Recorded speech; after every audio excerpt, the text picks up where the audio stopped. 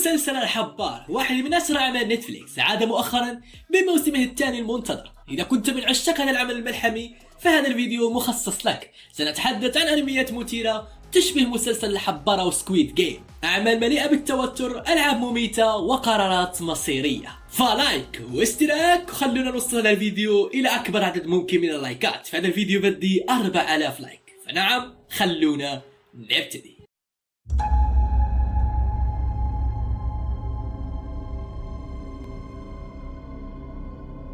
نبدأ بأول أنمي عندنا، هاي رايز انفيشن.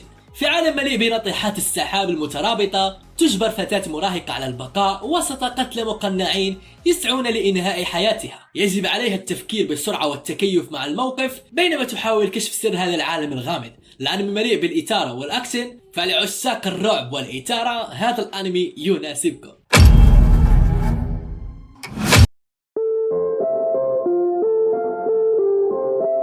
توموداتشي جيم.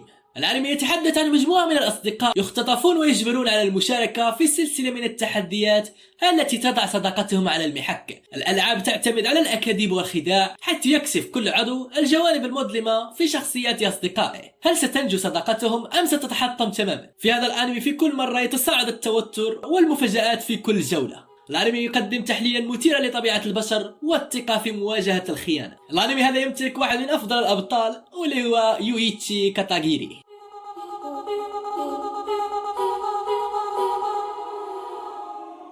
والأنمي التالي معنا عندنا ديد مان وندرلاند. جانتا هو صبي عادي يتهم بجريمة لم يرتكبها ويرسل إلى سجن اسمه ديد مان وندرلاند، وهو منشأة مميتة حيث السجناء يشاركون في ألعاب خطيرة لكسب حريتهم. في هذا العالم الوحشي يحاول جانتا البقاء حيا والكشف عن حقيقة الجريمة التي أدين بها.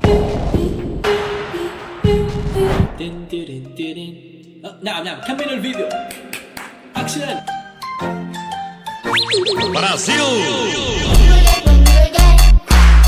دانجن رومبا عمل مقتبس من لعبة مشهورة بنفس الاسم. الأنمي يتحدث عن طلاب من النخبة يحبسون في مدرسة غريبة حيث يتوجب عليهم قتل أحد زملائهم دون كشف هويتهم للبقاء. اللعبة تأخذ طبعا نفسيا مثيرا مع محاكمات مرعبة وتحقيق للكشف عن القاتل، وكل حلقة تكشف عن جانب جديد من الشخصيات واللعبة. القصة هذه تجمع ما بين الغموض وألعاب العقل وتقدم تجربة مثيرة من البداية إلى النهاية.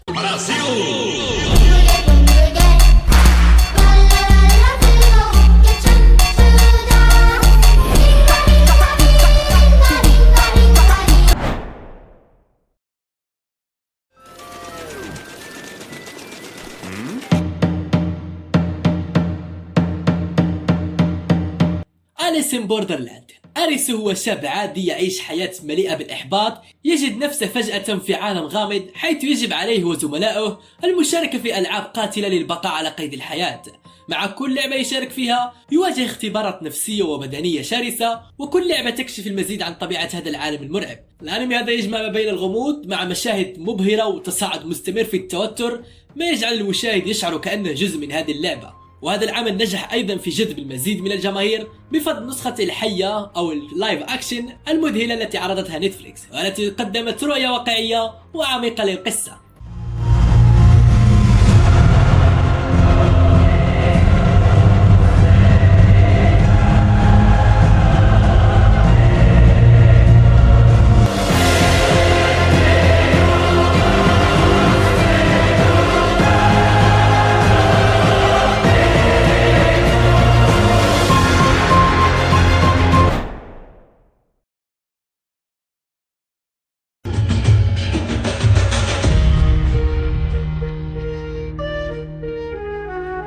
والأنمي التالي معنا عندنا بوتوم. ماذا لو وجدت نفسك عالقا في نسخة حقيقية من لعبة فيديو؟ هذا ما حدث في أنمي بوتوم، حيث يجبر البطل ريوتا الذي كان لاعبا محترفا في هذه اللعبة التي تحمل نفس اسم الأنمي، فيجبر البطل على النجاة في جزيرة معزولة. ما تذكركم جزيرة معزولة بشيء؟ جزيرة في سكويد جيم. فالتحدي في هذا الأنمي ليس فقط القتال بل أيضا في تحالفات وخيانة، وحيث كل شخصية تسعى للبقاء بأي ثمن. الأنمي مليء بالتوتر والإثارة مع لحظات تخطف الأنفاس، مما يجعله خيارا رائعا لمحبي الأعمال التي تجمع بين الأكشن والدراما النفسية.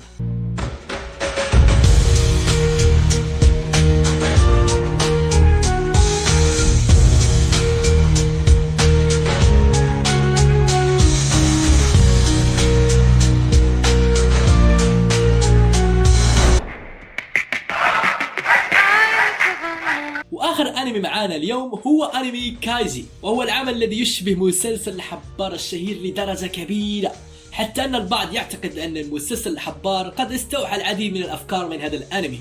والأنمي هذا صدر سنة 2007 مما يجعله أقدم من مسلسل الحبار بسنوات.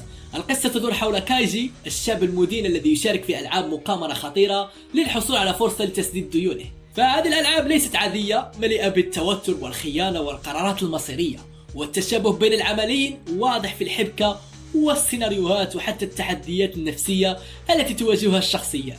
فإذا كنت من عشاق المسلسل الحبار فلا يفوتك أنمي كايجي، والأنمي هذا من نفس استوديو ديث نوت، ون بنش مان الموسم الأول، هانتر، واللي هو استوديو ماد هاوس. فلما تسمع ماد هاوس اعرف أن الأنمي أسطوري، فأنصحكم بكايجي أسطورة.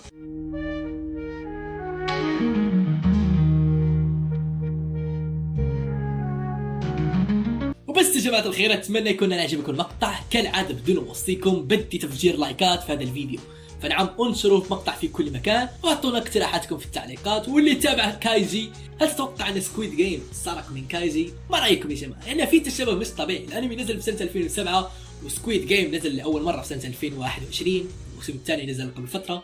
فشو رايكم انتم؟ اخبرونا في التعليقات، ولايك واشتراك وشكرا من كل القلب على المشاهده، ونلتقي في مقطع اخر ان شاء الله. جانا منه. أخيرا تم الإعلان عن موعد الجزء الأخير من أنمي قاتل الشياطين، والذي سيكون على هيئة ثلاثية أفلام سينمائية. لكن السؤال المهم، هل سنشاهد تكملة بعد الأفلام الثلاثة؟ الجواب هو نعم. رسميا في 12 سبتمبر من هذا العام سيعرض أول فيلم من آرك القلعة اللانهائية، والمعروف أيضا بآرك قلعة الأبعاد اللانهائية. هذا الآرك يعتبر من أبرز أحداث القصة، حتى يغطي من الفصل 137 إلى الفصل 183 من المانجا، ممتد عبر 6 مجلدات من المجلد رقم 16 إلى المجلد رقم 21. هل تعلمون كم شركة عملاقة ستستثمر في فيلم قاتل الشياطين؟ نحن لا نتحدث عن شركة واحدة أو اثنين، بل نتحدث عن 4 من أكبر الأسماء في صناعة الترفيه: أنيبليكس، كرونشيرول، سوني بيكتر، وتوهو.